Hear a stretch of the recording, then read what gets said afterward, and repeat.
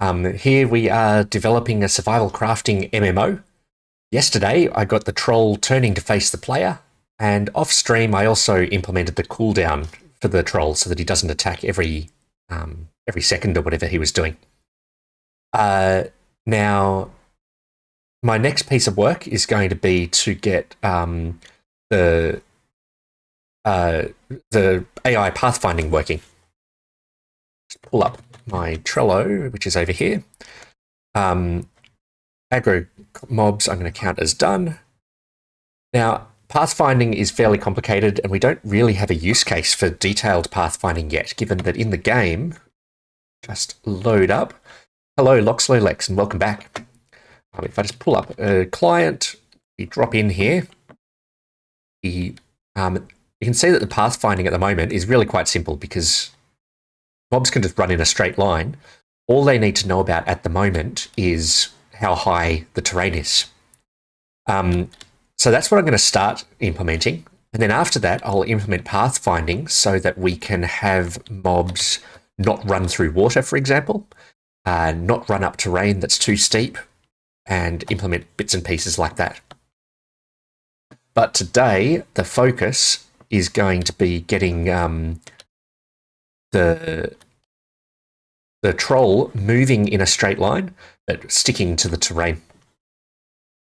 Now, I am just going to... Hello, Ifman, and welcome. My stats are not updating correctly, so even though I've got people in the chat, I can see no viewers in my number of viewers stats. But I'm sure that's just my stats, given people are talking. Okay. So it's time to get started on moving the troll.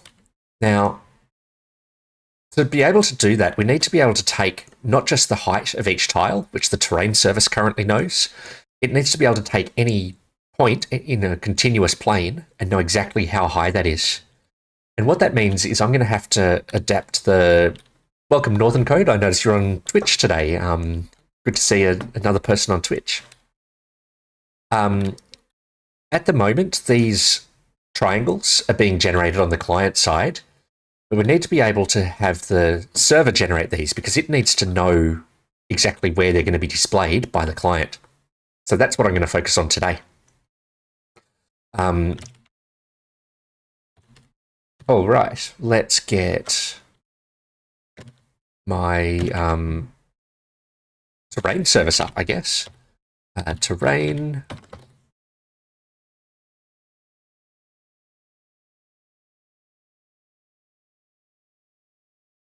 From Sebastian Larg. I've watched a lot of Sebastian Larg. He has a lot of ideas beyond what I've been doing. I know that something he's quite passionate about is applying noise on top of spheres, which I always find quite interesting. If I were to do that, I'd do it a different way to him. And I may get into that if I decide to wrap my terrain up into a sphere. But yeah, there's a lot of... He's got awesome stuff on how to implement terrain generation on spheres and on planes.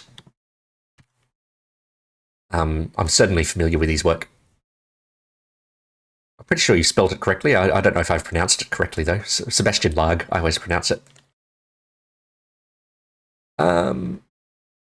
Okay, now. I've lost my terrain service already. Terrain. Go. So at the moment, the terrain service just has an endpoint. It has two endpoints at the moment. If I can pull them up, here we go. It has two endpoints. It can be given a U and a V coordinate, which is just the coordinate of a chunk, and it will go and fetch an entire chunk. And we can demonstrate that in a command prompt. So here's an example where we can grab this window a bit wider. We can pull the chunks from... Oh, we're just doing the single chunk at the moment, aren't we? So we can do /0/0, and this just pulls back all of the height maps for that chunk. We can give it a different chunk, and it pulls back different height data. There's a second endpoint that lets us specify a single coordinate within the chunk, and that will just pull back a single record. I've also got a debug parameter on here, debug equals true, and that just pulls back additional data, like it'll do the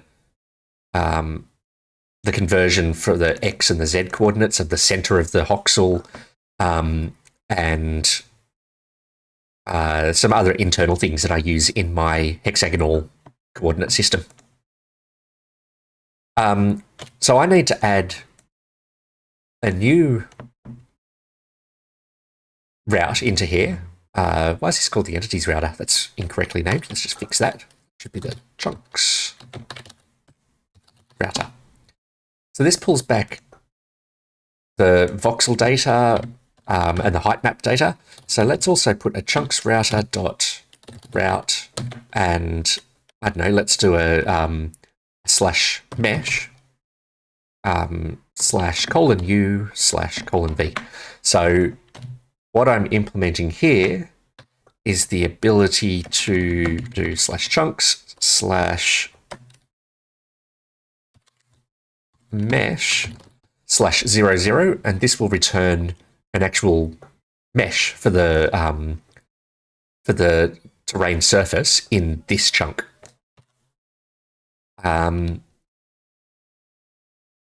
Okay. .get. I'm not really using any of this security stuff yet. I'll keep on implementing it though. Fetch mesh for chunk. I'll rename some of these. Fetch height map for chunk. Fetch. And I'll keep that one as fetch voxel. Fetch mesh for chunk. Let's implement that one. Const fetch mesh for chunk is going to be we need the request, the HTTP request. I think that needs to be express.request. We need the response object. It's all just boilerplate at the moment.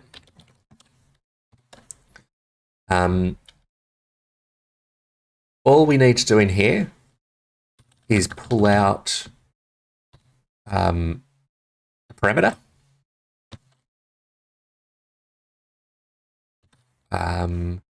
We need to get the chunk. Well, let's not get the chunk yet. Let's do mesh. It's going to be the chunks controller dot get mesh with the coord. Won't pass any debug parameters through yet. Then all we have to do is res.status, we'll send back a 200, and we're going to send the mesh.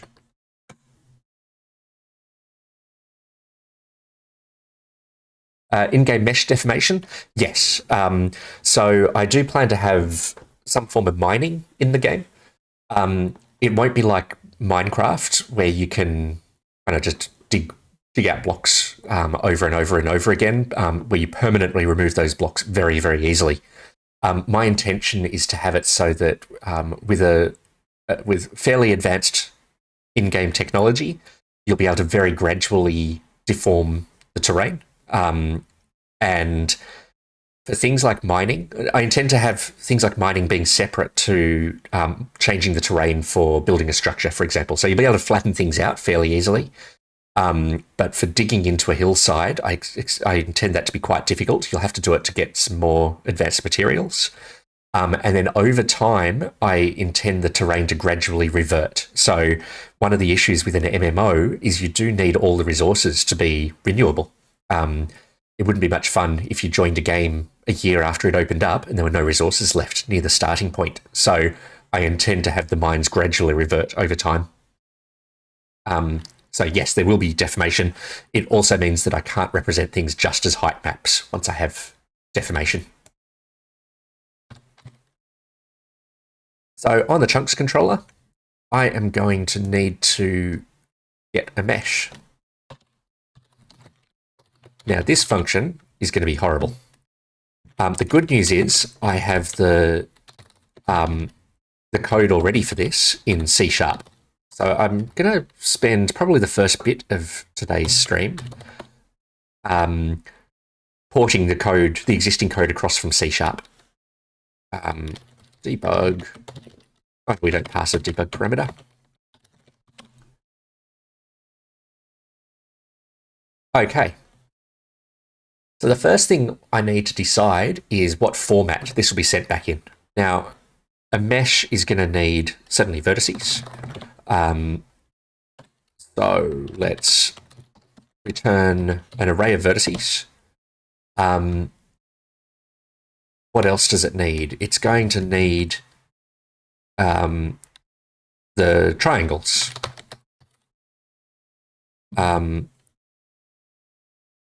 So the triangles will be triplets.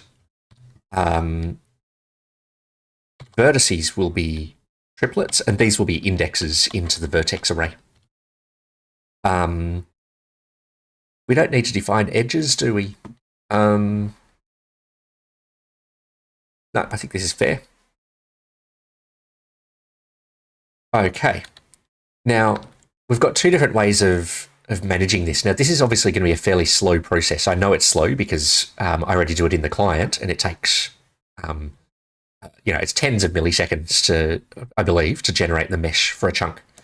But something we can do in here is we can actually put a Redis cache in front of this. So it only needs to generate this mesh once for each chunk, unless the chunk gets changed, in which case we'll need to regenerate the mesh. For now, I will just generate it on each call out to this, just to get things working. Okay, now time to review the existing code. I think I called it World Mesh Generator. We're now in C# land.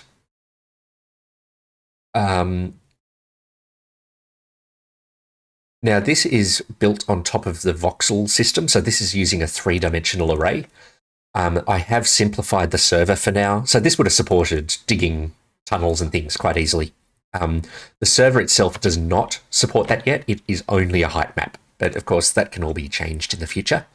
So I think this code will even get a little bit simpler because I'm not using the 3-dimensional arrays.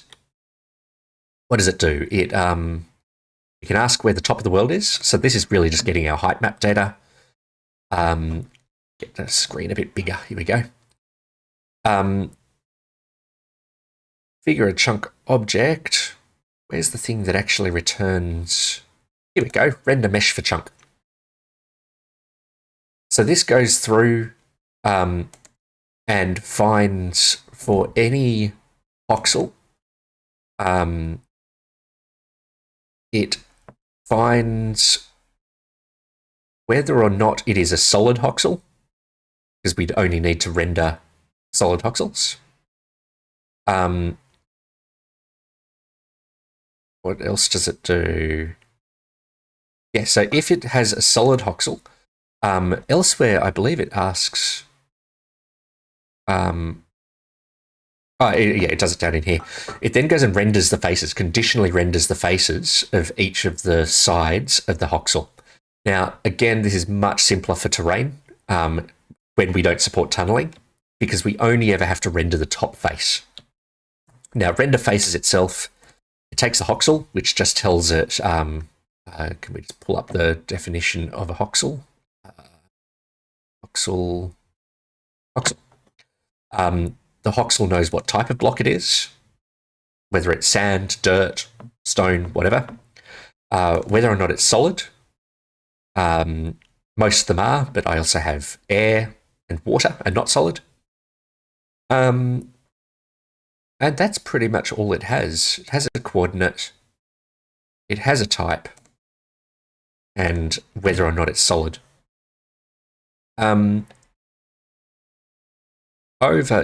Back to here, when we're rendering the face, we pass it that data, we give it this array of vectors, which is the top corners of the hexagon. So this is the one we really care about, because this is the one that we're going to A voxel, sorry. A voxel is just my version of a voxel. It's a hexagonal voxel. Now, a voxel, what's a voxel? A voxel is just a three-dimensional pixel. So in Minecraft, if you're familiar with Minecraft, everything is a cube, and those cubes are called voxels. A voxel is just a hexagonal prism that is used to build up my world. So in the game here, it's a little bit tricky to tell because I distort the top faces of mine. But you can kind of see here, you can kind of see a hexagon here. That is the shape that all of my world is built up of, but these go a meter down into the ground, and then there's another one under that and another one under that. Now that three-dimensional prism structure is what will allow me to do tunneling and things in the future. This server-side implementation, because I'm only doing the surface at the moment, I'm not going to be worrying so much about that three-dimensional prism nature. I'm going to be really just focusing on this top face.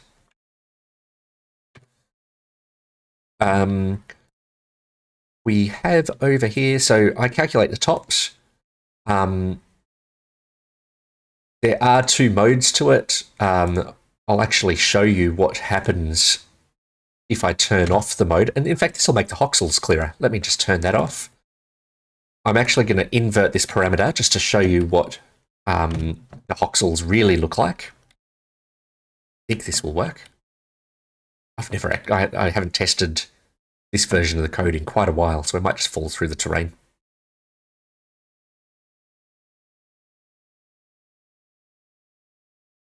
Or it might just completely crash.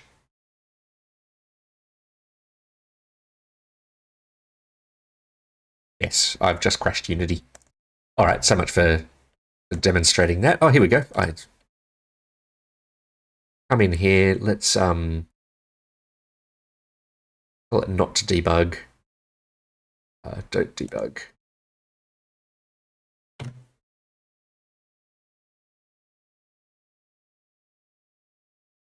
All right. So I can't show you what the voxels look like raw because that version of the code is apparently broken. Now, let me get back to where I was. Code back to there. Okay.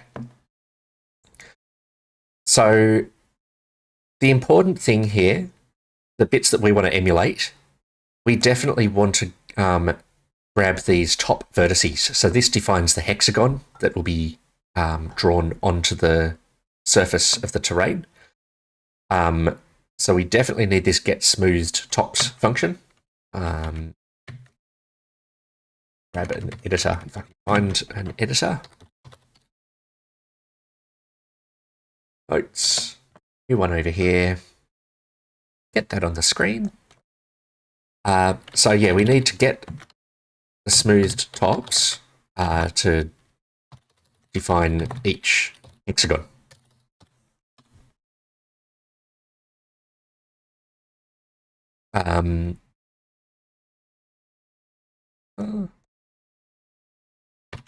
Then, no, feel free to interrupt if man. Is it a dodecagon? No, it's a it's actually an octagon. Because you've got the let me see if I can find. I mean, it's really a hexagonal prism. Hexagonal prism. Yeah, so this is the shape of the voxel. They have a hexagonal surface, and then they have some depth to them. So it's technically an octagon. You've got these 6 side faces, plus a top, plus a bottom. If it were a dodecagon, you couldn't stack them together and build up the terrain out of them. Okay, so we need to get the smooth tops to define each hexagon. We don't need to worry about the bottoms. Hello, Conrad, and welcome. We're currently working on porting the terrain mesh rendering code from the client across to the server because the server needs to know it needs to be able to place mobs and things at any particular point on the terrain. So I'm porting this mesh generation code across to the server. So for each point, we then just need to render that face. Render a face from those smoothed tops.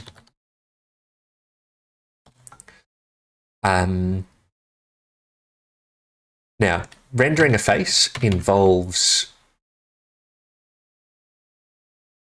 taking this hexagon and then breaking it up into 6 different triangles. Now, can I show an example of that in here?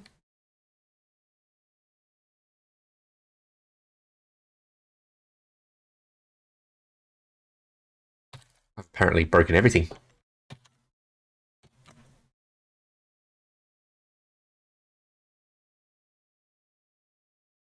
Thinking about it.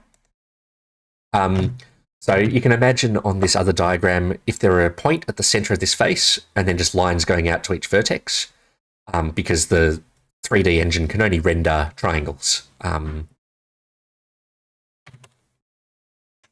So, sorry, I'm jumping around a lot here. So I'll render a face from those smoothed tops.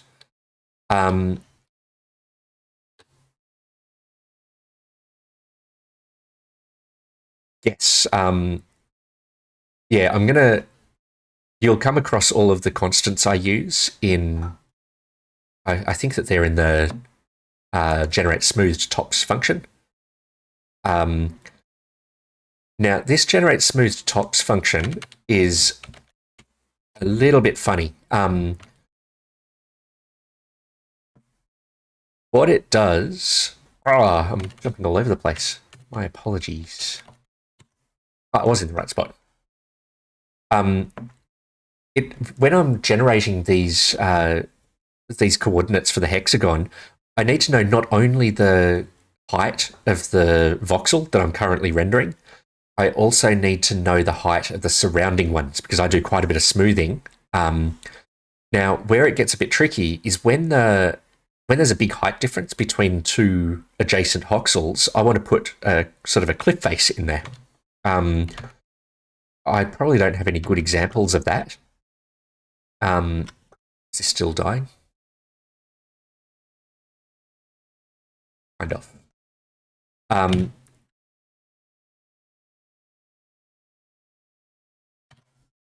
See how this is going. Play.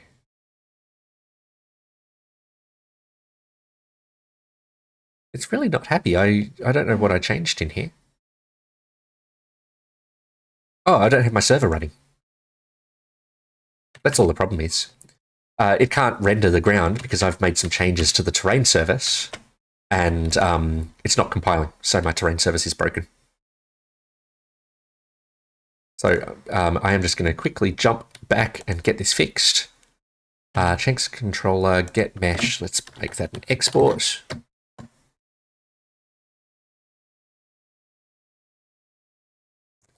Route, that is now working. I'll restart the service. I'll get the terrain service into the debugger though, so because I'm sure I will need to debug it in a moment. Thank you.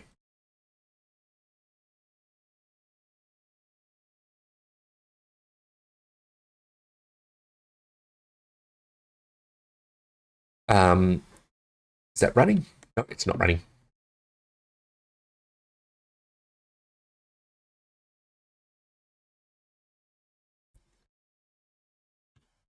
Okay, will that run now? It's paused in the debugger, so I'll need to hit that.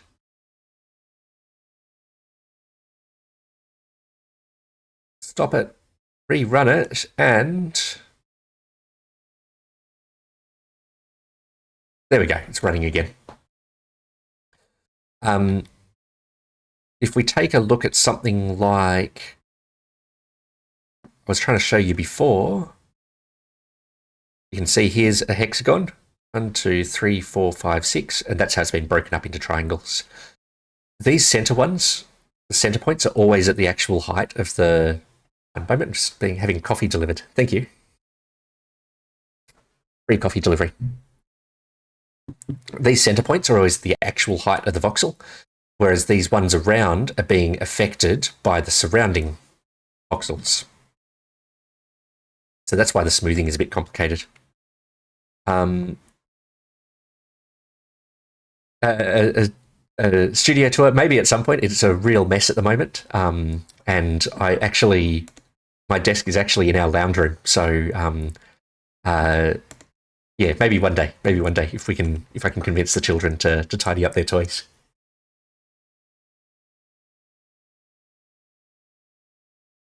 Okay. So very first thing I need to do, in fact, apologies again for jumping around, but it just occurred to me that now that the server is running properly, I can show you what unsmoothed voxels look like.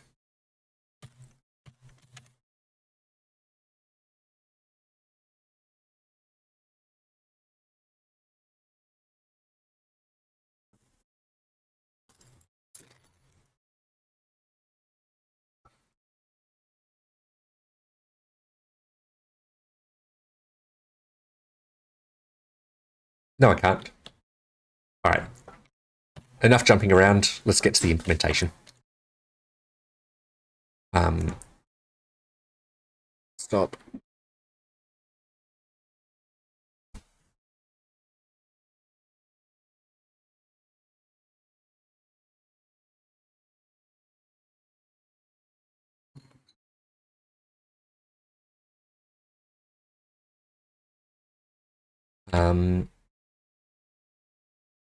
All right. I'm just making sure I'm getting this back to where it should be. Excellent. So, get smoothed tops.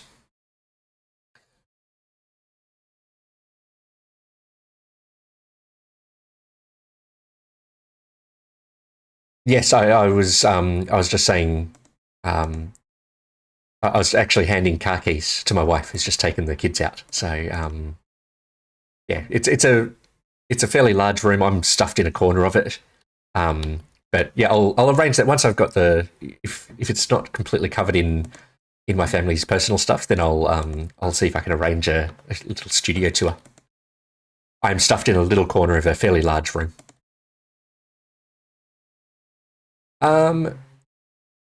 Get smoothed tops. So what this does, it takes the voxel that we're going to render the top of. It starts with the center coordinate. It then looks up each of the 6 neighbors of this voxel. So you can ignore this, but directions in a hexagonal coordinate system aren't as simple as north, south, east, west. They instead use this QR, QS, RS. For details on that, I keep on posting this link, or attempting to post this link. There you go. Those 2 episodes do detail a fair bit about these coordinates. But just for now, just understand that these are a little bit like north and east, except we've got 3 different directions we can go. We can go in the positive direction or the negative direction in each. Now, so we get the neighbors. And then we've got this height calculator. We'll get back to that in a second. Then we go through each of our neighbors. And we return. Sorry, we go through each pair of neighbors. I'll pull up my diagram here. So we have a neighbor up here. We have a neighbor up here. But what we need to do is we need to consider the vertex between those 2 neighbors. So all I'm doing is going around and considering these neighboring voxels in pairs so that I can generate this specific vertex.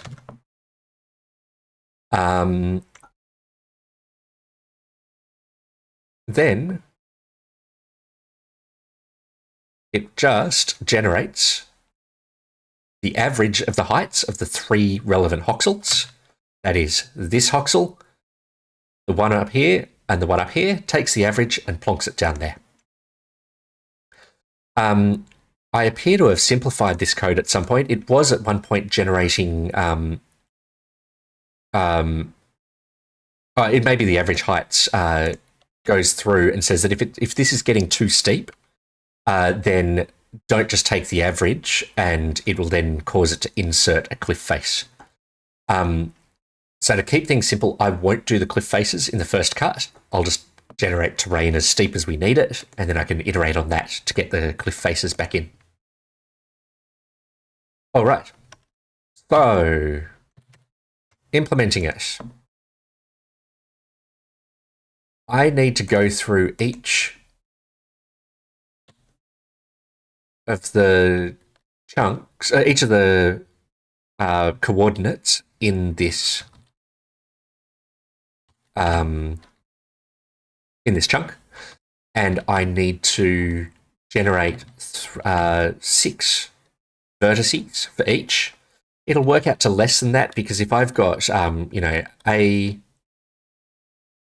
B, C, in fact it would be 7 vertices for each, right? Because we've got the center, then we've got the A, B, C, D, E, and F for a given hexagon. But then the next hexagon over will share the A and the B coordinates. So I don't know exactly how many vertices we'll get. I suspect it's like triple-ish the number of coordinates within the chunk. So we need to be able to generate the each of the coordinates. Now, we do have this way of representing coordinates within a chunk called Hex Mod. I will pull up a web page of that one. Observables Hex Mod.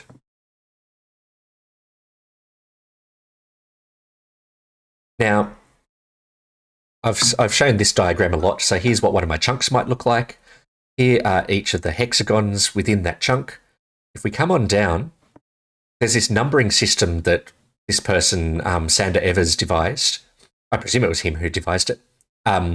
That assigns a unique number to each of the hexagons within this chunk, but it does it in such a way that you can very quickly get from this single-digit number to the Q and the R components.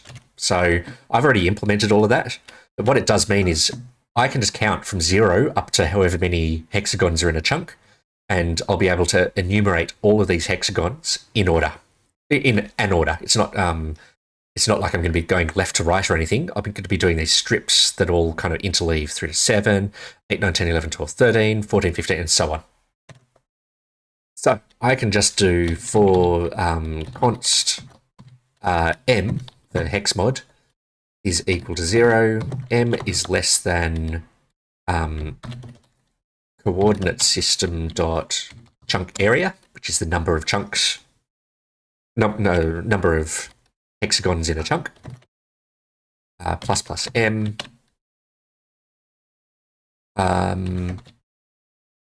Not allowed to do that. That has to be a let. I'm sure there's a better way of doing that in TypeScript, using a range or something like that, but this will do. Const axial is going to be equal to coords.axial coordinate dot from hexmod m. Now, just for the sake of demonstrating it, let's just return those axial coordinates. Const result is going to be an empty list. Let's do result.push axial. Save that.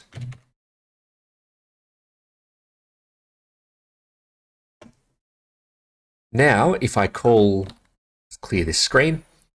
If I call this endpoint, it does absolutely nothing. That's not a good sign. Oh, that's because I don't return it. Let's return the result. It crashed. See why.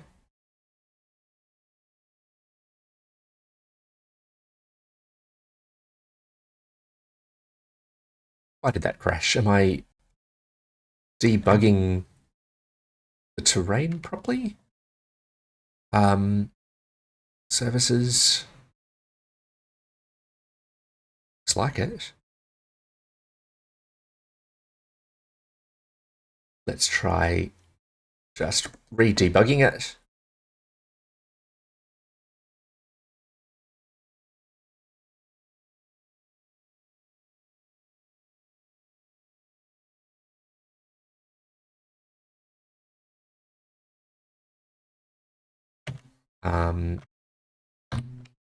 Do that. There we go. So you can see that already it is now going through and enumerating all of the QR components within a chunk. So this is a good start to generating the mesh for the chunk. So we now want to get the smoothed tops. There's a better way I can structure my screen here. Let's get that across there, get rid of that tab there. Then I'll get rider over that side, get rid of its hierarchy, and I'll just make the IntelliJ. So this is my TypeScript over here on the left. This is the C# over here on the right. And back here, we can go and see what we need to do. So the first thing we want to do is get the smoothed tops. This goes and considers each neighbor. Let's just port this code across directly. We've already got the coordinate, which is called axial. We've got const x is going to be the axial dot xz dot x times the block radius. So this is converting, that needs to be coordinate system dot. I don't store the radius in here.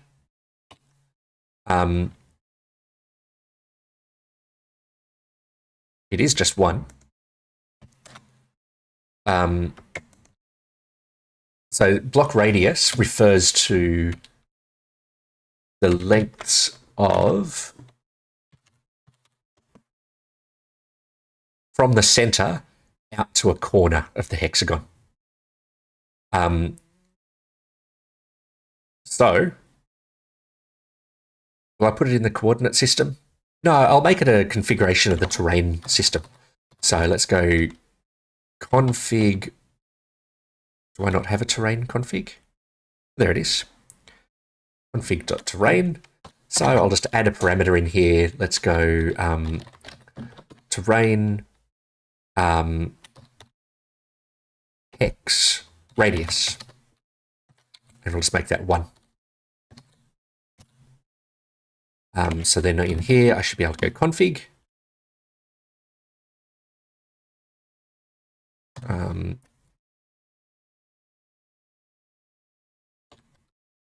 Import config and log from something called I54 common. There we go.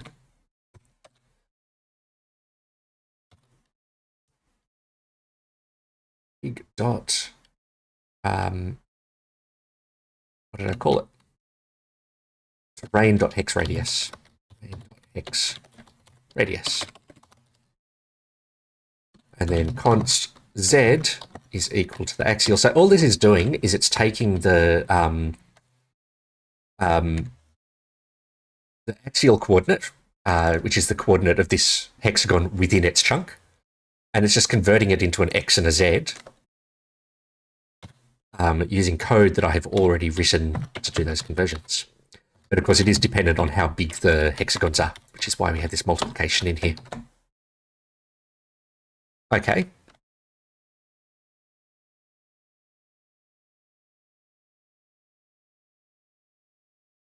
Now I've got this comment here that the order is important that we're processing in. I can't remember why that's important, but I'm sure that'll become obvious to me in a moment. this reference I have here, I do know is not explaining why the order is important. It's just explaining the assumptions of my order. So I'm starting, this one is just above positive X. So what that's saying is I really want the first neighbor I process to be this one up here, followed by this one down here.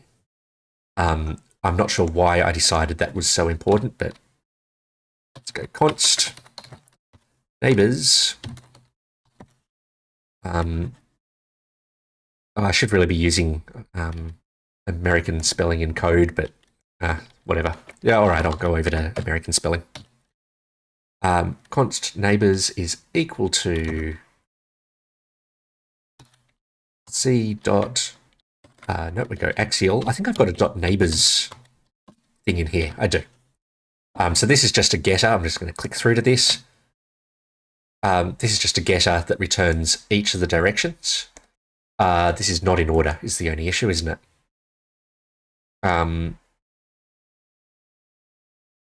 So I don't believe I am allowed to do this. I don't want to make the order of that important. So, all right, I have to do this the old-fashioned way. Axial dot apply direction, spatial axes dot qr, comma 1. Doesn't like that. That's because it is meant to be an axial axis. Okay, grab that. 1, 2, 3, 4, 5, 6. QR, QS, RS, QR, QS, RS. -1, -1, -1. Okay, so all we've done is we've pulled out the neighbors in a clockwise ordering with a well-defined starting position.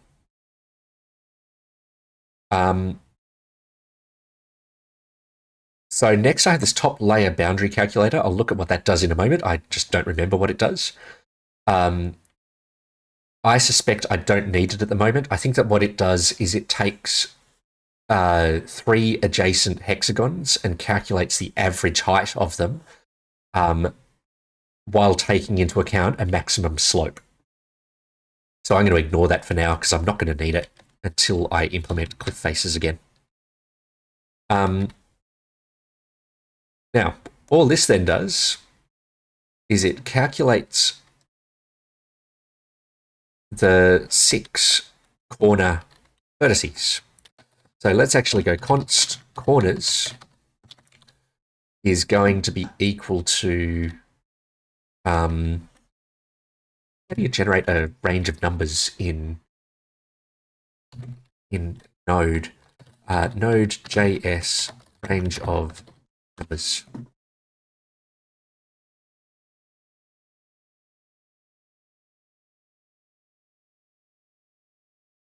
All right, I'll do it like that. Makes sense. So we do an array 6 dot keys, and then I need to, that's the equivalent of this, and then dot select is like a dot map. I goes to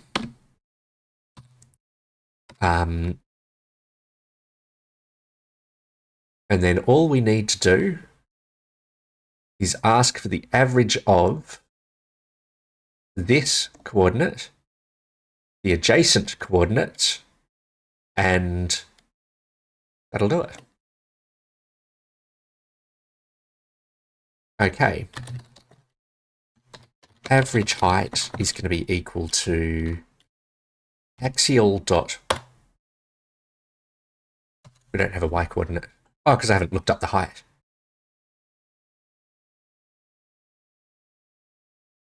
I need to know the chunk.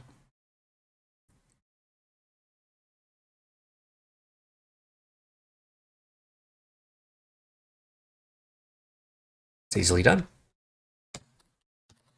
Const chunk is going to be equal to get chunk.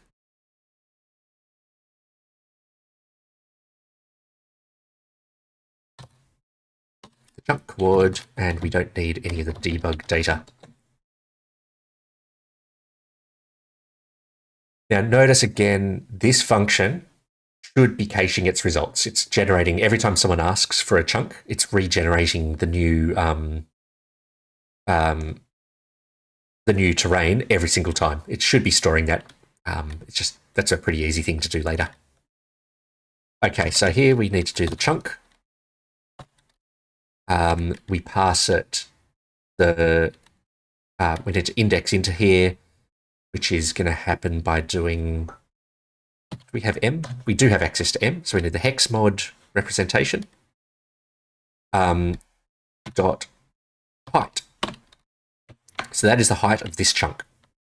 Sorry, not this chunk, this current voxel. Then I need to get each of the two neighbors. So to do that, we go neighbors I.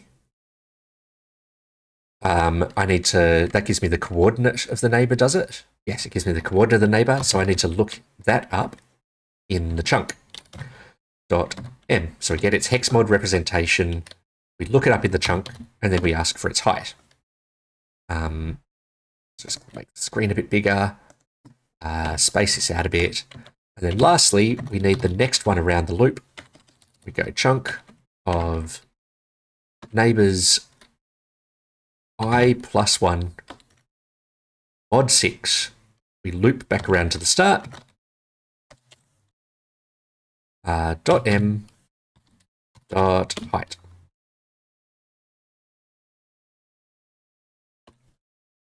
Okay, so we have our total height already, so let's just grab, let's call it total height, height sum. And then average height is going to be equal to the height sum divided by 3. Return average height. And we now have, in theory, all of our corner y coordinates. Okay. Next,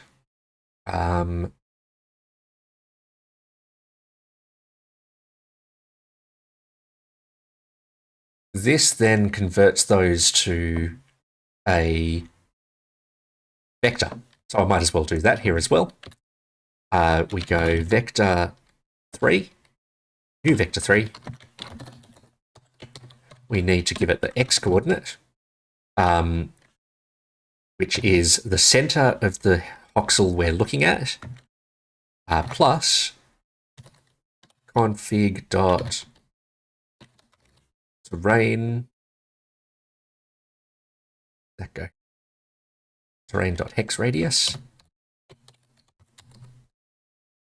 Let's just factor that out as well. Replace all occurrences of that with just hex radius. There we go. Should have put that up the top somewhere. Yep, there it is. So we give it the hex radius times the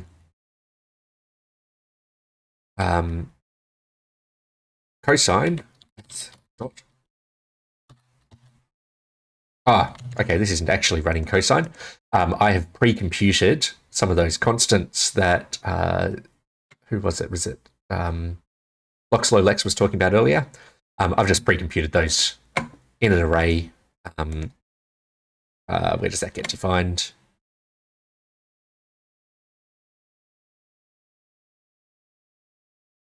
Here they are. We just generate those statically. And I'm just going to cheat and not even pre-compute them. So let's just do the maths.cosine of I times by math.pi on 3. This is just going around by 72 degrees for each of the nodes. Does that seem right? Seems right. For that, comma, we do z plus the hex radius times math.sine of I times math.pi on 3. And of course, this is why it's so important that that the order of these be in this specific order. It's because these angles here have been chosen to match this order just here. I could start this anywhere in this cycle as long as they're clockwise or anti-clockwise.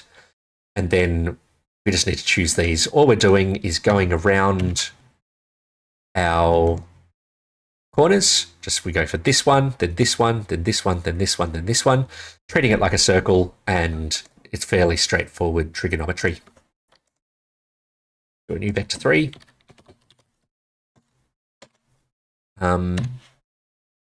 What's it just done? Is this coords or something? Coords.vector 3. Okay. So I think that now gives us the corners in 3D space of each of the hexagons.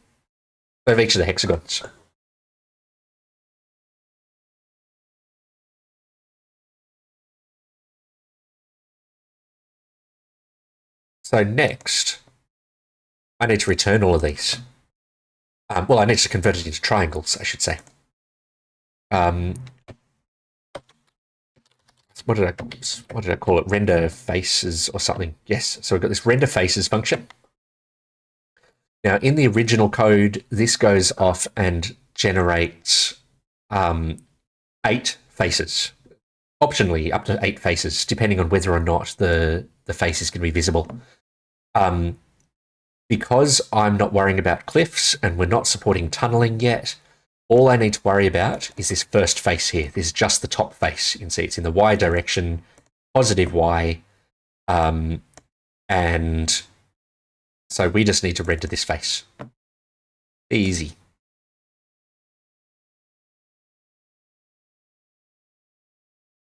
Yeah, I could make this a bit simpler if I effect things out into constants, but it's going to all change as soon as I put in cliffs anyway. All right. So how does render face work? Well, this goes off and first of all says, is the face visible? Well, we know the face is visible because we're generating the top level of the terrain. We check whether or not we're rendering a top or a bottom face. We have rendering a top. So all we need to do is render this code.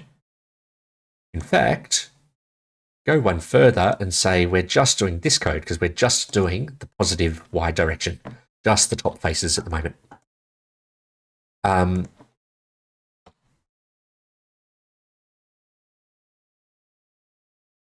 up here. I'm going to get rid of that and go const result is going to be an object. We've got vertices is going to be an array. We've got triangles is going to be an array.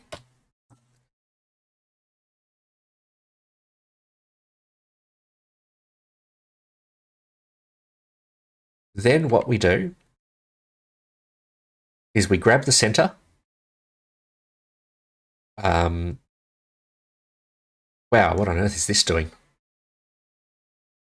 It's not good when you say that about your own code. Space this out a bit. We're aggregating, which I think is a reduce. So it's starting from 0.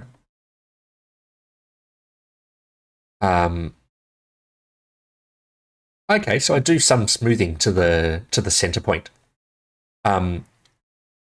I take all of the corners is actually the top corners. And then for each one, I sum them up and then divide them by the number of corners. So that's really just, I say that the center is the average height of all of the corners. That doesn't seem entirely right because that means that it would make it hard to get little points in the middle of the voxels. So I'm going to instead change that to const average height is going to be equal to all of the corners, just pulling out their y coordinate. So let's go. V goes to v dot y. So we're going to grab the y coordinate of each of the corners, and we're also going to pull out the y coordinate of the current voxel, which is going to be chunk m dot height. And then we can do a dot reduce. There's probably a better way of taking an average in. Can we just do dot sum? No. Dot reduce. A comma b goes to a plus b 0. So that's just a way of summing all of the items in this list. All we're doing is taking the heights of the corners, and then also including the center point. We're going to take the whole thing and divide it by 7, which is the 6 vertices plus the center. So that should give us the average of all the heights. That is going to be our height of the center point. So let's call that center height. Center height, we'll even use American spelling again. Then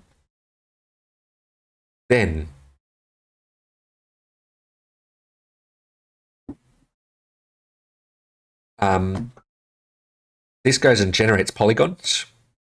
Now this is going to be doing all sorts of complex stuff to allow caching of vertices and things. I'm not going to bother. I'm going to keep this as slow as anything. It really doesn't matter at this point.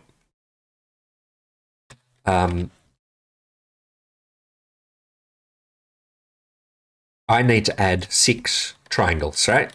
So let's go and just do another one of these array 6 contraptions. So this is just going to generate an array of the values 0 through 5. And then I'm going to do keys dot for each of those.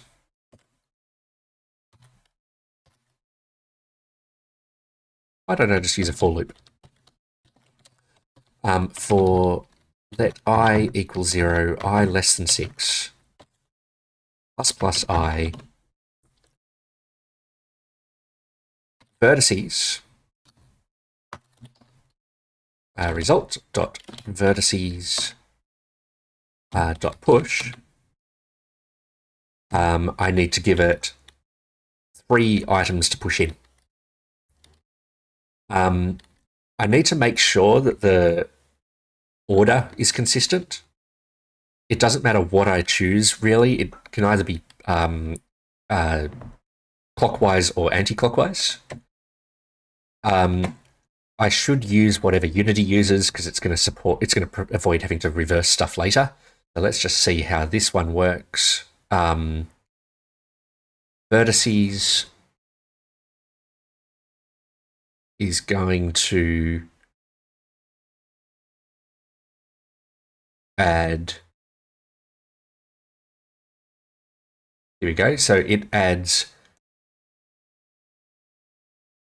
a corner, it adds the next corner, and then it adds the center point. So I'll just use that same ordering.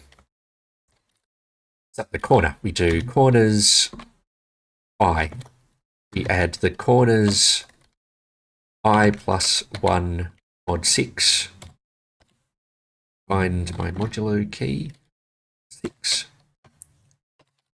And then we're also going to add the center. Isn't defined yet. Let's go const center is equal to a new vector, taking the x, the center height, and the z.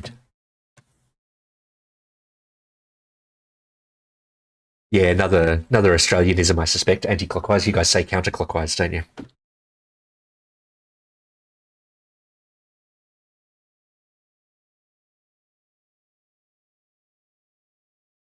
Okay.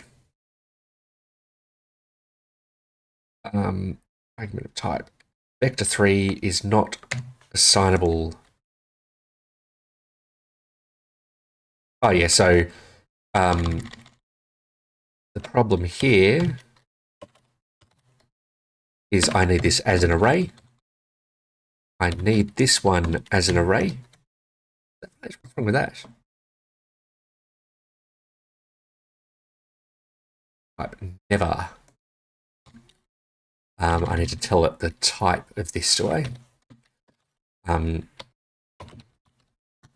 So this is going to be a vertices is going to be an array of number, but it's going to be an array of those. Oh, that feels really ugly. And then triangles is going to be an array of arrays. Or simply number.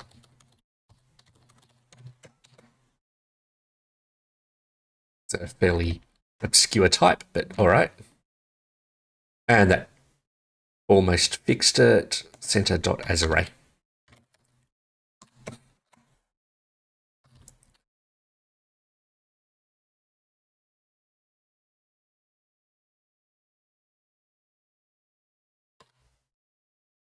Then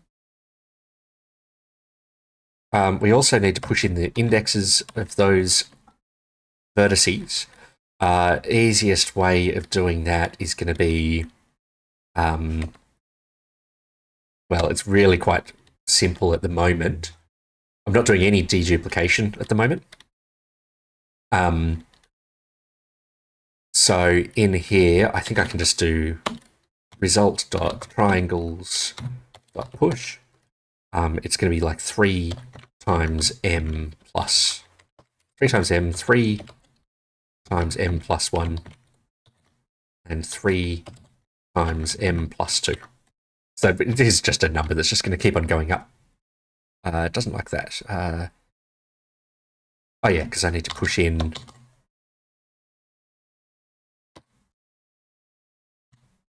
those. There we go. So this pushes in 3 new vertices. This pushes in a single new triangle, which has 3 values. And then, is that it?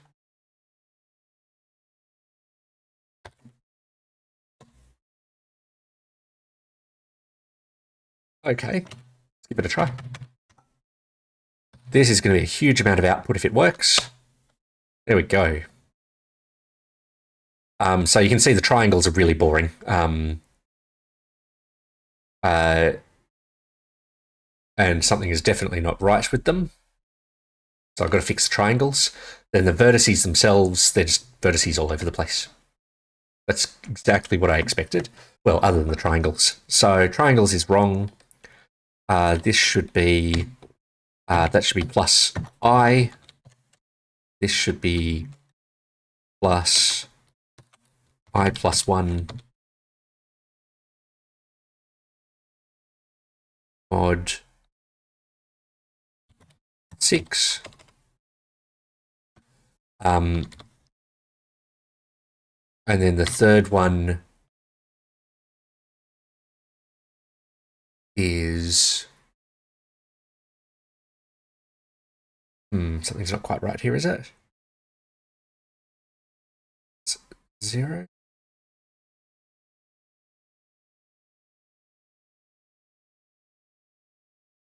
Oh, I see what I've done wrong.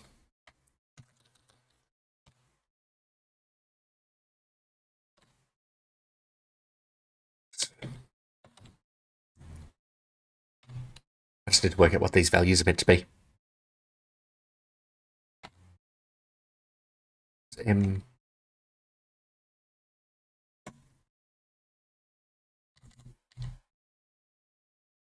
3 times m plus I.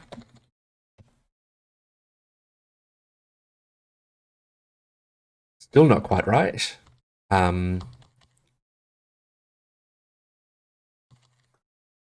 It's going to be how many vertices do I put in for each of these? We're putting in 6 times 3, that's 18. So this is horrible.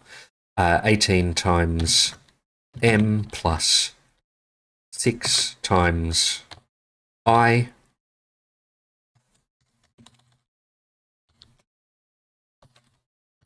It's all very wasteful.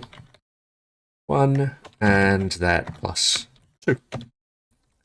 Let's see if that looks sensible. We should, the triangles, these integers should all just be increasing. So here you can see 645, 646, 647. Next one should be 648. It didn't like that.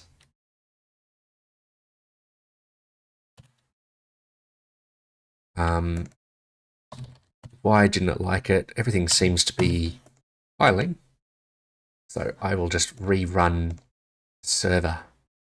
Might have just saved it at a bad point and it crashed from the compiler error.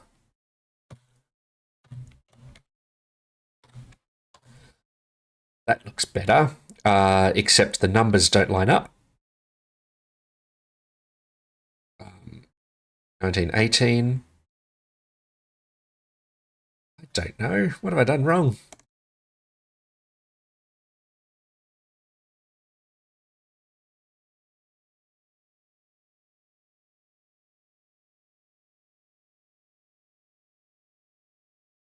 So the first time we come through here, m is 0, I is 0. So we're going to put 0, 1, 2. I'll make sure that's correct. Just scroll up. Triangles is 0, 1, 2. Oh, yeah, I see what I've done wrong. This one should be a 3. 3 times I, because we only put in 3 vertices for each of those. Run that. And yes, that's correct. Again, very, very wasteful structure. There's all these, if I were to do a search for one of these, it will appear so many times in this array. So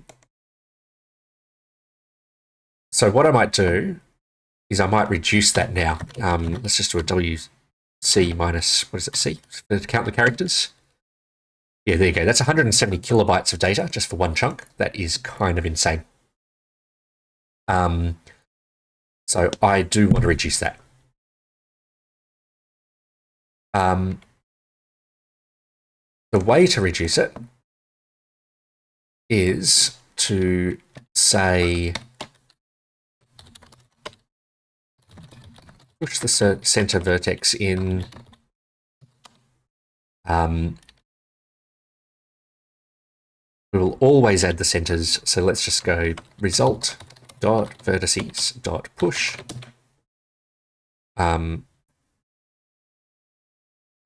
Center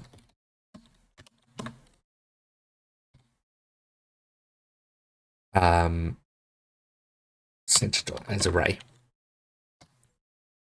Then I want to do a const center index is going to be equal to result.vertices.length. We've just pushed it in, so therefore the length is the index. Now I presume push doesn't do anything useful like returning the length or something like that. Returns the new length. Perfect. That makes that code a bit simpler. So we get the center index by pushing that one in. We'll always push it in. Then for each of the corners,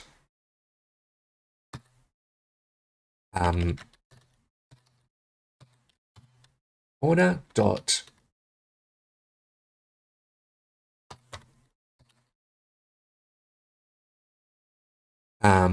map, yes, corners dot map. What I'm trying to do here is I'm trying to only insert them if they haven't been inserted before and return the index to the single item that's in the list. So let's go corner goes to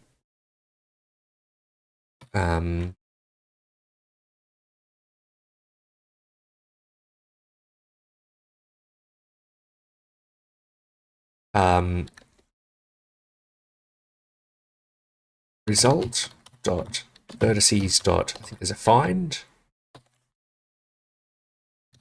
Const index is going to be equal to result dot vertices dot find. I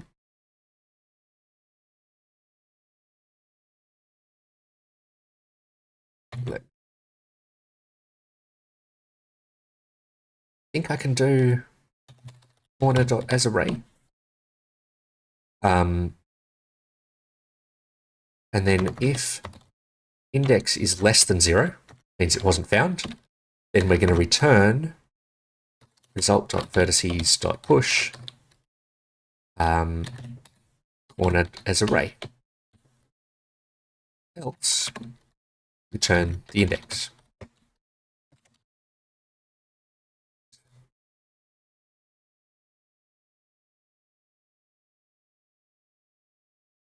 Oh, let's we'll just find return.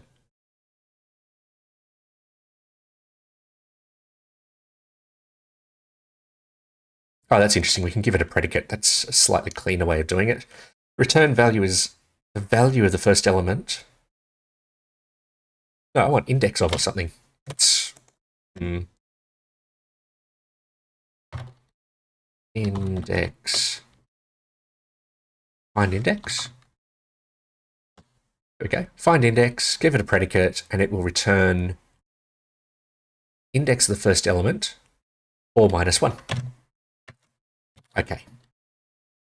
I'm just going to maximize this. So yes, we want find index, and we actually want v goes to v equal to corner. Const corner array is going to be corner dot as array. Array. There we go.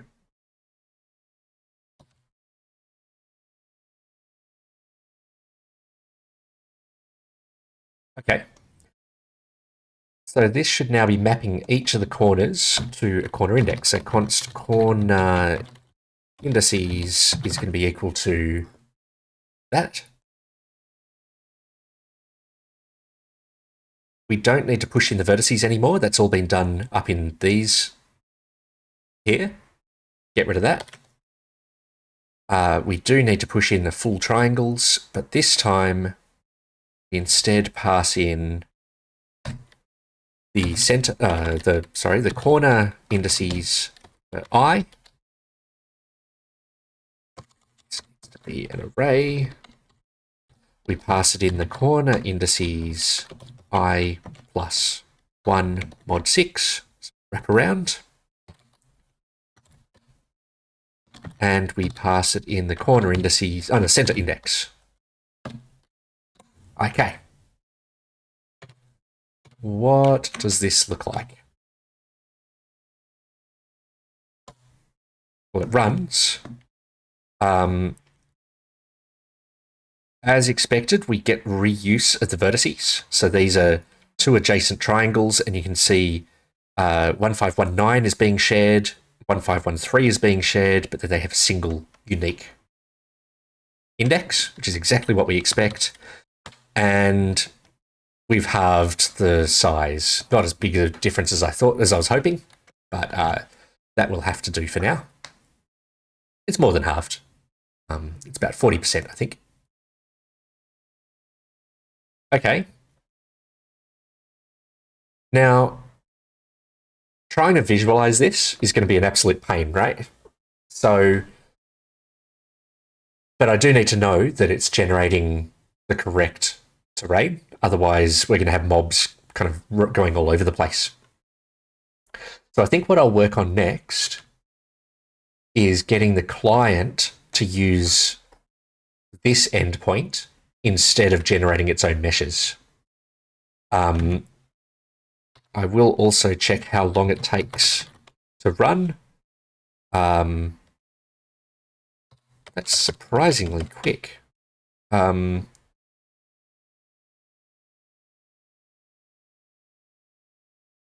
really surprised that's only 30 milliseconds to generate those. That's good, I suppose.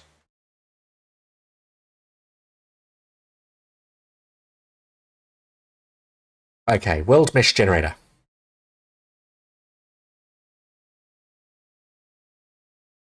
I'm going to adapt this code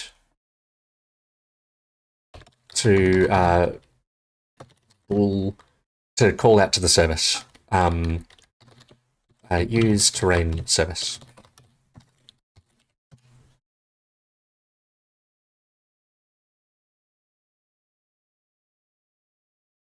Now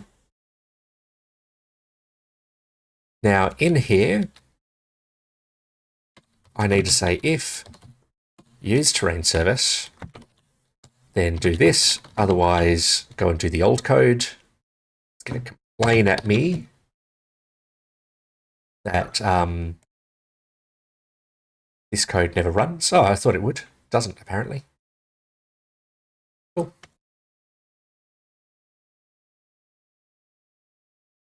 Now, I need to remember how to do a call out to a web service. Where do I have an example of that? It's going to be easier if I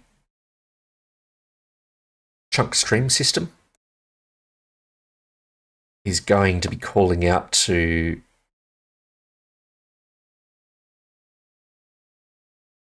load chunk. Here we go. This calls out to a service. So I'm actually just going to go and grab this code, come back to my code here, and I'm going to do slash chunks slash mesh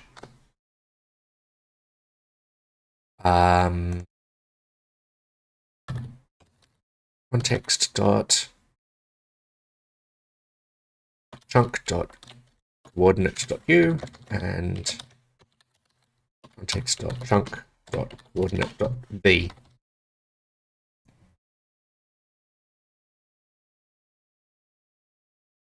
Then we await the HTTP client. I am not using the built-in Unity web client here, and I don't remember off the top of my head why I'm not. It's most likely because I'm just doing things not in a Unity way here, and I was probably just kind of being a bit hacky at the time. But this should be okay. Oh, it's not going to like the await, is it? Chunk loader, because I need to return a task.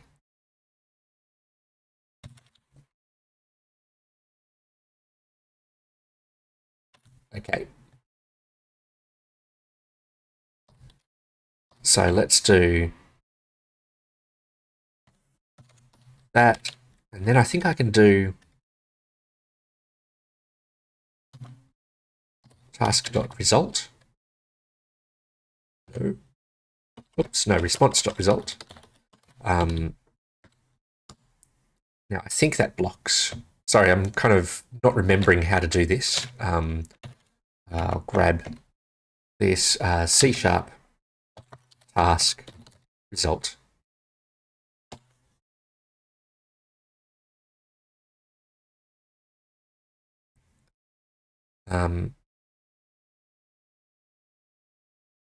Yeah, it has a, sorry, not a web client, an HTTP client, and it hooks into their async stuff, so you can return enumerables, I think, from your update functions and things, and it hooks into that really nicely. So you can do, if your update function returns an enumerable, then you can do a like a yield return and their web stuff, and that will return another item on the enumerable, and that causes Unity to call back into you. It's quite nice, and lets Unity manage all your scheduling. But at the time I was porting this code across for the chunk loading, it was going to be too much of a refactor for me, and this would also be too much of a refactor, I think. Oops, what have I done here? This isn't the code I'm editing. Not meant to be editing that. There we go. I'm just going to assume that I can do this without an await. And I'm instead just going to do that dot result. What just happened then? Dot result. I think that will block, which is not ideal because it is going to be running probably on the main thread. So this is going to lock the game up while it's out fetching stuff. We're just trying to visualize the response of this, the results at this point. Let's make that response. Response equals that.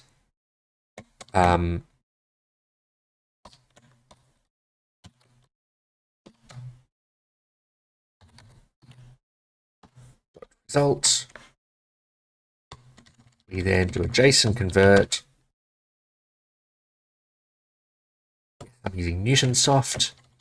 But this is not that. This is going to be a let's just call it a mesh result.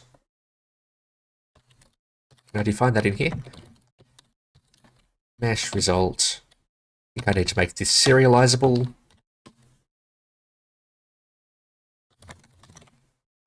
Public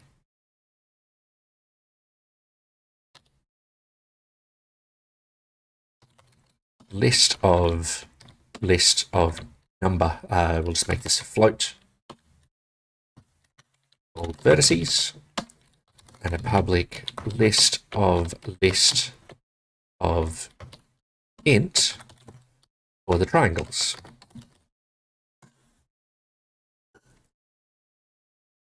Okay. So I've seen the viewer numbers have bounced up and down a bit over the last little bit. So just a recap of what I'm working on. I'm currently trying to get the troll that I've recently added to the game to be able to walk on the terrain controlled by the server. So that means I'm currently porting my terrain mesh generation across to the server. And right now I am adapting the client to use the server's version of the mesh. Response.status code is equal to that. We grab the mesh result and I don't know, I guess I just do a debug log in here or something. Log debug.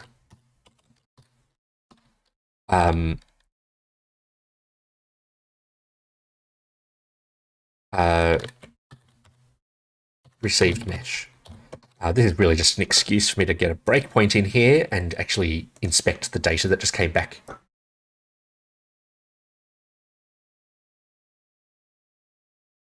All right. We have Unity running. Start the script. No, it's got a compile error, does it? It has a compile error. If that, else that. Expected. Here it is.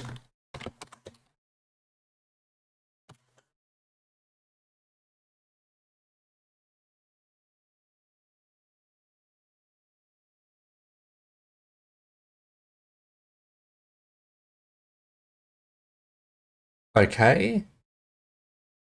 Threads and variables. Data is a mesh result. We have 1,302.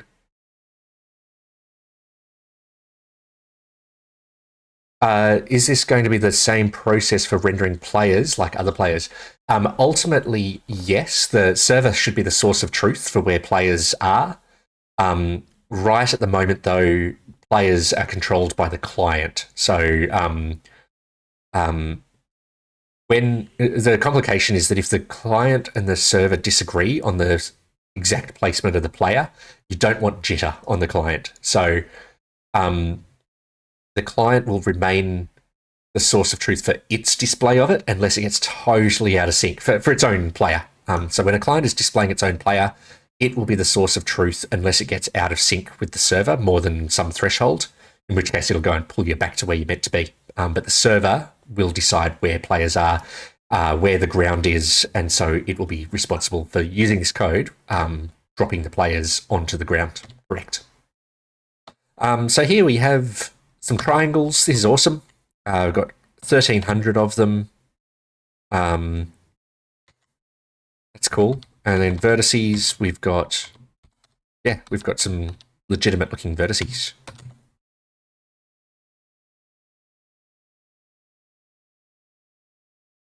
Okay, that's was unexpected that would work right away. Well, of course, the player is probably now falling through the ground. The water still exists because I haven't replaced the code that generates the water. Might as well, while I've got it in this broken state, might as well show people what the actual water looks like if we come up, come around. So here's a good example of what voxels look like. You can see all the voxels getting joined together here. These are still getting generated from the loaded chunks. Yeah, that's what a whole bunch of voxels stuck together looks like. It's not enough for us to just get the data back, though. We need to actually push that into Unity and have it converted into a Unity mesh. Now, the way that was working is it was calling this render faces function. Render faces was calling render face. Render face was adding polys. Add poly was then populating a number of different things. We have a triangle, we have triangles, we have vertices. That all sounds very familiar, but we also need UVs and the normals get processed somewhere here. So we just calculate that from the corners. Okay, this doesn't look too bad. And a new array. Yep, so we've got the vertices.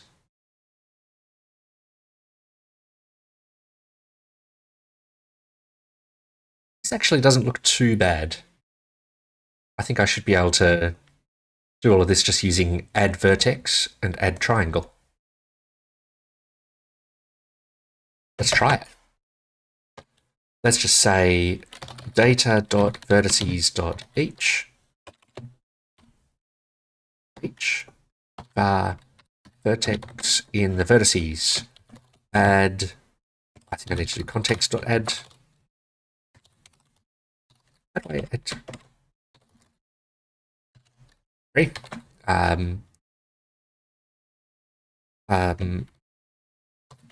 Add vertex. It's not in here. It must be on. All right, let's just step through again. Render faces. Render face. Oh yes, this is in abstract terrain mesh generator. And then this adds a poly.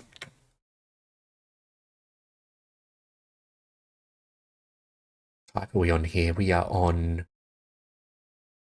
type called mesh context. Okay.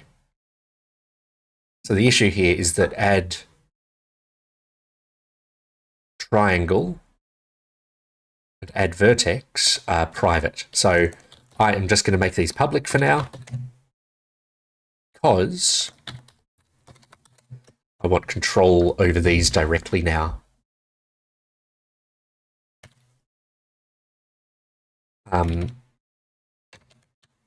World mesh generator, back to here. We should be able to go context.add vertex. Now this takes a few different parameters. The first is the voxel. We unfortunately don't know what the voxel is. This is going to be an important parameter though, because this is how it maps when you're pointing at the ground and you run a command, using your use key to put something down or whatever. This is how it works out which specific voxel you're trying to add something to. But for now, I'm going to make it null. Next is the position of the vertex. Well, this is just new vector3 using vertex 0, vertex 1, and vertex 2. So just pulling out those values. That's meant to be comma. Next, I need to pass the normal. Now, normally what happens in a 3D engine is you get it to compute the normals for you by looking at the adjacent vertices in the mesh. I don't want to do that because I intentionally wanted my terrain to look faceted. So you can really see the triangles in my terrain, whereas if you use the built-in stuff, it smooths it out for you. And I specifically don't want it smoothing out. So I need to calculate the normal. I am going to, for now, just do vector3 dot up with a big fat to do calculate the normal for the face.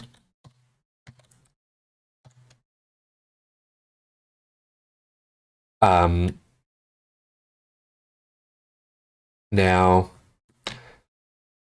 this is very much not ideal because the normal is applied to the vector, but we're sharing vertices.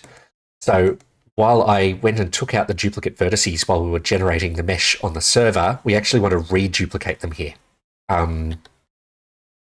which means iterating over this vertex list is the wrong way to do it because I need to deduplicate these. Well, I need to duplicate them, sorry. So instead, what I'm going to do is I'm going to go for triangle in data.triangles. This will let me put in the extra vertices to get that faceted look. We do context.add vertex. I'm going to add 3 vertices in. But instead of vertex 0, vertex 1, and vertex 2, I'm going to have a var a equal to try 0, var b, it's going to be try 1, var c is try 2.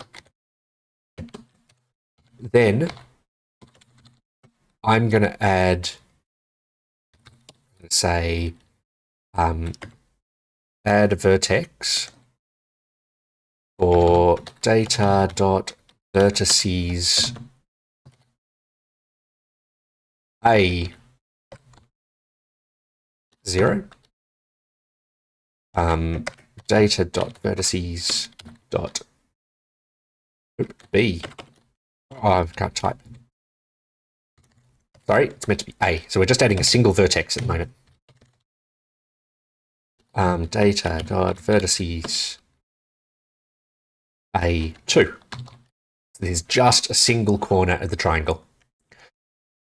We add this vertex. We give it a normal, which is incorrect at this point. And then what else does this take? Is that it? I think that's it. So we add that. What's it complaining about? There's 4 parameters. Which parameter have I missed? UV. Okay, so I'm going to go see how I usually generate these.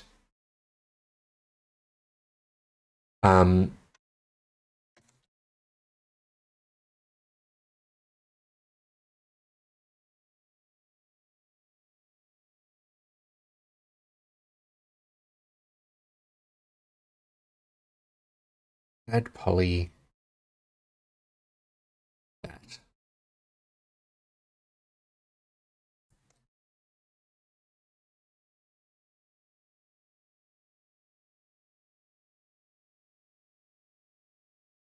I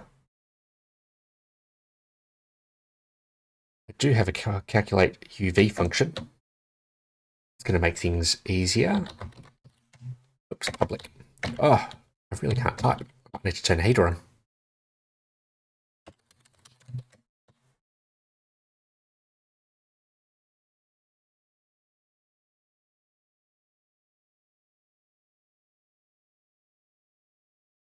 The UV, for the record, is what's used to map textures on, so I'm not too fussed about this, given I'm just using flat materials at the moment.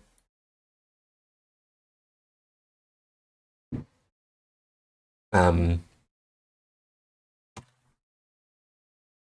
fact, for my UV, why don't I just put a new vector2, well, can I just do vector 2.0 or something like that?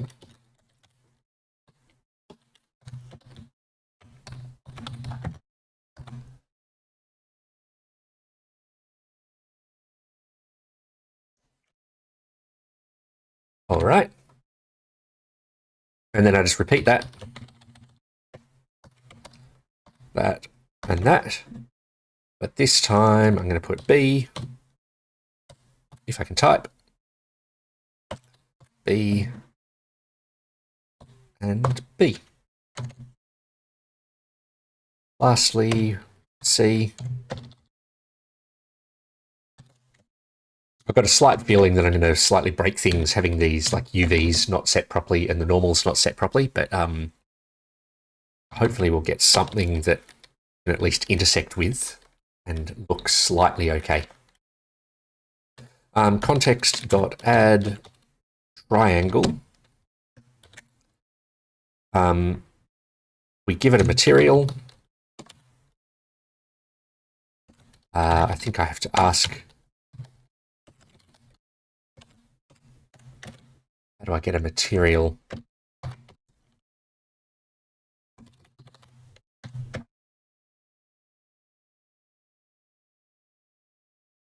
Material is equal to, gets passed in here.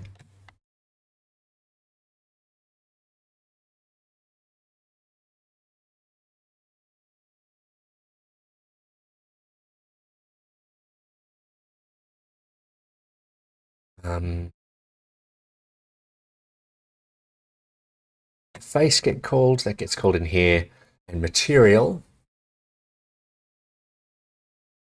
almost there.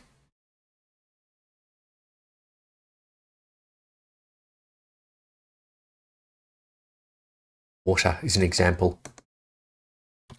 Okay,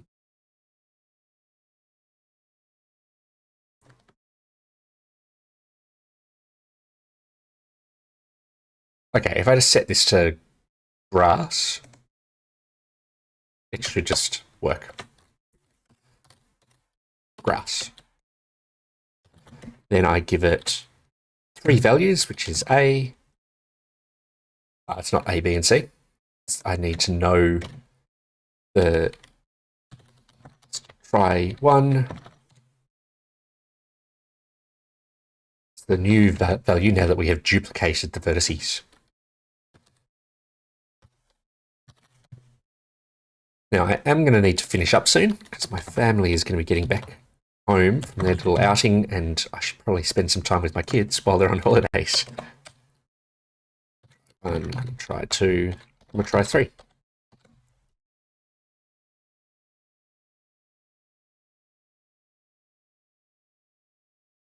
Catch you around, Ifman. Thank you for joining. Not sure I can do anything epic, but hopefully we at least get the terrain kind of drawing, even though it'll look all wrong. But let's just see how we go. Thank you for joining us, though.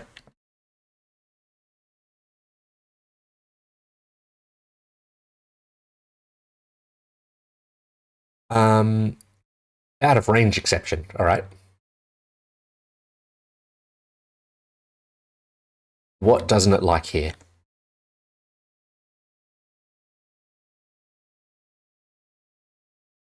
In this case, it could be the B. B set to 15, 19. How many vertices do we have? 15, 19. So I think that I've got something really dumb in my terrain code. I do indeed. When I put these indices in, this push returns the new length after it's been called, So the index is not the length, it's the length minus 1. And likewise, length minus 1. Let's save that. Try getting this one to go again. Stop.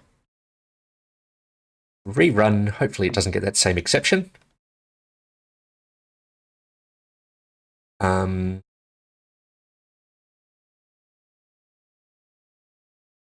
Error occurred. Error in the server.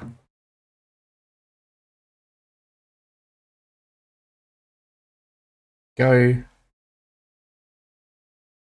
No.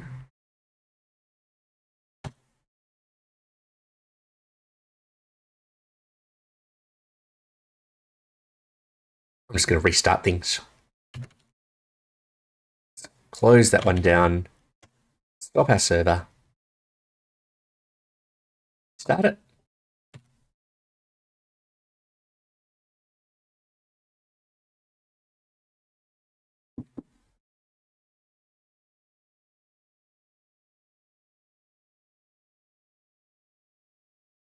Okay, something worked.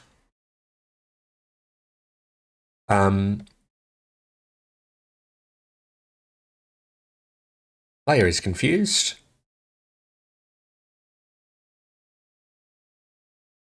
I'm surprised this worked as well as it did.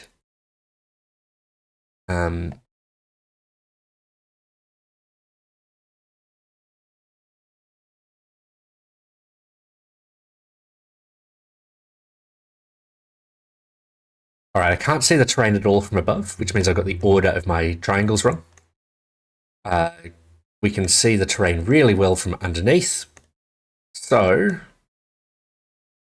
that is purely the order of my triangles being incorrect.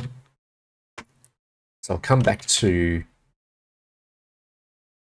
here. No, wrong window. Come back to here, and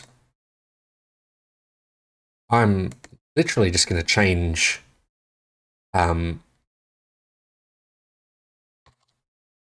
change the order of these.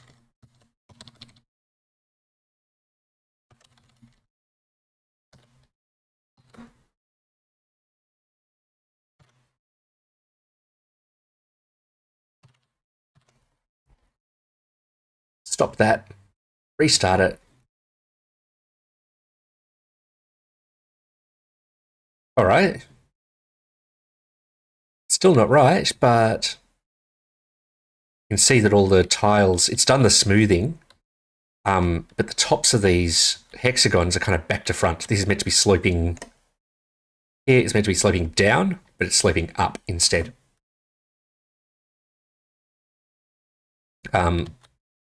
Also notice that the terrain looks really flat. You can't see the difference between the, there's no color change between these, whereas in a 3D game, you normally expect there to be a color change.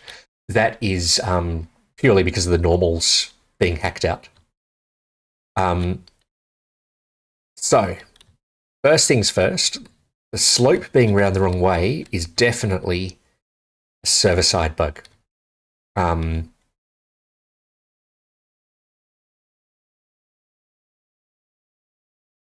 Actually really surprised this worked as well as it did. Kind of cool. I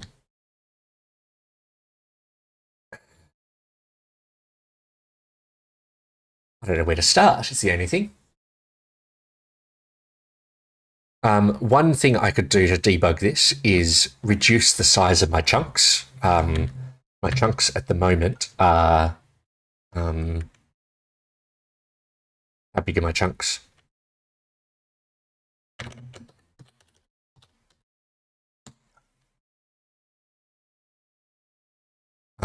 They're currently of radius 8. I could set this down to 1. I'd need to change the client as well, but that would help me debug it quite a lot.